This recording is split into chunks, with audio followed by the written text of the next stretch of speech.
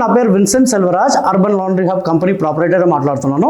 So నా వ్యూవర్స్కి చాలా మందికి వీడియోస్ నచ్చేసి మళ్ళీ ఇంకొకసారి కంప్లీట్గా శారీ రోలింగ్ మిషన్ ఎలా వర్క్ చేస్తుందని ఇంకొకసారి మీకు వాకౌట్ చేస్తానండి. సో బేసిక్గా శారీ రోలింగ్ మిషన్ అని చెప్తాము. సో నా స్పెషలైజేషన్ ఏంది శారీ రోలింగ్ మిషన్లో మళ్ళీ మీకు ఒకసారి వాకౌట్ చేస్తానండి.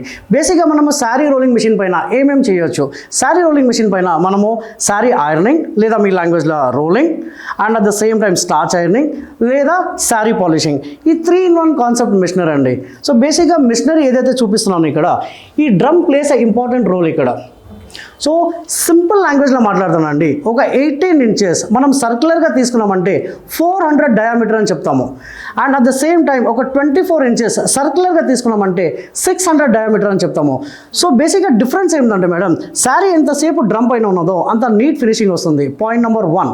సెకండ్, మనం వేసేది తడి బట్ట అండి. ఇక్కడ తడి బట్ట దీనికి ఈ డ్రమ్కి రోలర్కి రష్ రాకుండా దీనిపైన 0.5 మీ సింపుల్ లాంగ్వేజ్లో మాట్లాడాలంటే స్టీల్ ప్లేటింగ్ అంటాము, లేదా టెక్నికాలిటీలో మాట్లాడాలంటే క్రోమింగ్ అని చెప్తాము. సో మీకు ఆల్రెడీ ఇప్పుడు డ్రమ్ గురించి చెప్పినాను, దాని తర్వాత మీకు క్రోమింగ్ గురించి చెప్పినాను. థర్డ్ ఇంపార్టెంట్ పాయింట్, మెషిన్లో సెన్సర్ కనెక్టెడ్ ఉన్నదండి. యూ కెన్ సీ ఇక్కడ సెన్సర్ కనెక్టెడ్ ఉన్నది.